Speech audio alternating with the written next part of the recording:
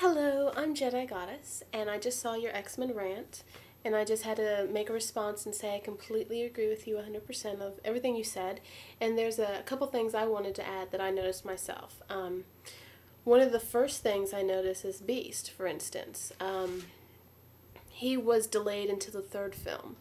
We saw a snippet of him in the first film, and what really bugged me is that he's one of the pinnacle original characters in the comic from X-Men, and we don't see him really into the third film, and that always bugged me. But we saw everyone else and interacted with everyone else. But I felt that Kelsey Grammer definitely by far did the best job. He basically did what Hugh Jackman did for Logan, and I was really impressed with that. The third X-Men film just to me seemed like just a mismatch of, key events that happened in the comic, but it was really meant to promote use of, let's make this a really big special effects extravaganza kind of thing. And that's essentially what they did to sell the film, I think. It's kind of like, I guess, what Joel Schumacher did to the Batman franchise when he took it over. He just made it kind of like a costume party. And that's the kind of same feeling I got from X-Men 3. Another important note is, two of my favorite characters from the comics were Gambit and Psylocke. And Gambit was mentioned in the second film on the database, Remy LeBeau, which I was very excited about, but, he wasn't in the third one. But then Psylocke in the third film was reduced to, like, some little 12-year-old teenager who showed no ability and was completely eradicated at the end of what they called the last stand, which I thought was really pretentious and, again, did not do justice to the comic. And I think you did a really good job at explaining all that, because I completely agree with you. And as I said before, and it wasn't until after the film was over that even after the credits where you find out what happened to Xavier, and it was a very thin plot at that.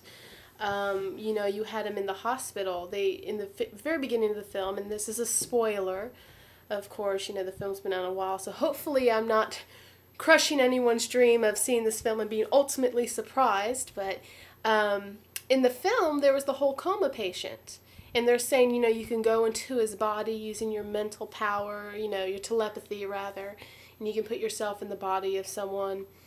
And I found that funny because the only people really capable of that could be Phoenix or Charles Xavier. So I already knew when I saw that, it had to be one of those, and at the end of the credits, Charles Xavier appears in this coma patient, which you only knew about that if you, heard about, sitting after the credits, which I thought was that was a very important part of the story to leave until after the credits, So I was disappointed by that as well.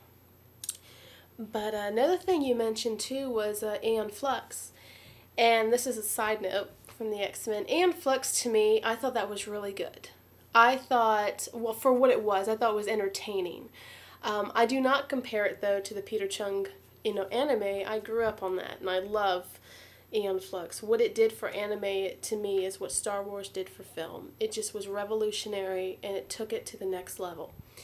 And the film, Aeon Flux, this is really sad, but I've come to not have very high expectations when I go into comic book adaptions into films.